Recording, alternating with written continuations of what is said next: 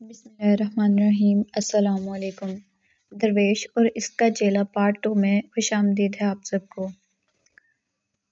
پہرے داروں نے دروازہ کھول کر اسے سلامی دی اور امراء اسے ایک جلوس کی شکل میں شاہی محل کی طرف لے گئے۔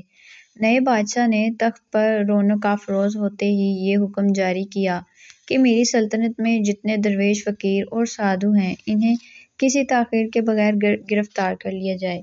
اس حکم کی تعمیل کی گئی، لیکن خوش قسمتی سے نئے بادشاہ کے مرشد کو کسی طرح یہ پتہ چل گیا کہ اس کے ہوشیار چیلے کی دعا قبول ہو گئی ہے اور وہ سرحد عبور کر کے کسی دوسرے ملک میں چلا گیا۔ اس کے بعد جو ہوا وہ کسی تشریح یا تبصرے کا محتاج نہیں۔ نئے بادشاہ نے پوری مستعدی اور دیانت داری کے ساتھ اپنے تمام وعدے پورے کیے۔ نہروں کا پانی بند کر دیا گیا، کنویں اور تالاب غلاظت سے بھر دیے گئے، چوروں اور ڈاکوؤں کو جیلوں سے نکال کر حکومت کا کاروبار سونپ دیا گیا۔ نیک خدا پرست انسانوں پر ظلم کی انتہا کر دی گئی۔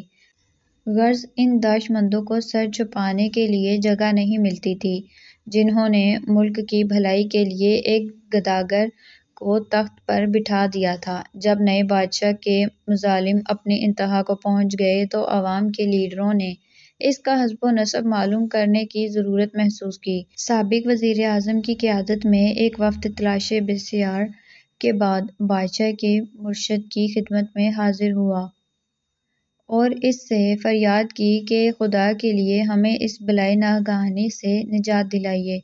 عمر رسید درویش اپنے چیلے کے سامنے جانے سے گھبراتا تھا، لیکن ارکان وفد کی گریہ وزاری سے متاثر وہ یہ خطرہ مول لینے پر آمادہ ہو گیا۔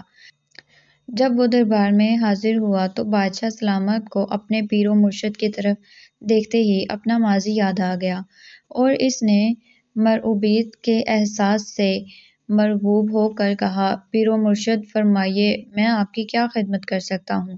درویش نے جواب دیا، میں اپنے لیے کچھ نہیں مانگتا، میں صرف تمہاری رعایا کے لیے رحم کی اپیل کرنے آیا ہوں۔ تم اقتدار کے نشے میں وہ زمانے بھول گئے ہو جب بھیک مانگا کرتے تھے۔ خدا سے ڈرو، یہ سب فانی ہے، اگر ہو سکے تو موت سے پہلے کوئی نیک کام کرو۔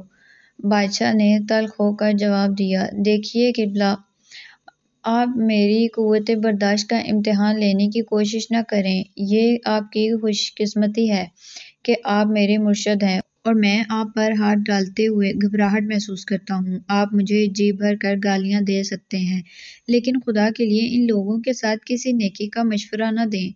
آپ کو یاد ہے کہ ہم دونوں ایک ہی وقت میں دعا مانگا کرتے تھے، پھر کیا وجہ ہے کہ آپ کی دعا قبول نہ ہوئی اور قدرت نے مجھے بادشاہ بنا دیا؟ اگر ان لوگوں کے اعمال ٹھیک ہوتے اور قدرت کو ان کی بھلائی مقصود ہوتی تو آپ ان کے بادشاہ بنتے، لیکن یہ بدبخت تھے، انہیں اچھے برے کی تمیز نہ تھی اور قدرت ان کی بدعمالیوں کی سزا دینے کے لیے مجھے بادشاہ بنایا ہے۔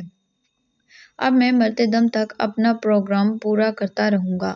اگر قدرت کو ان کی گریہ وزاری پر رحم آ جائے اور میری زندگی کے دن پورے ہو جائیں تو اور بات ہے، ورنہ میری طرف سے کوئی کوتاہی نہیں ہوگی۔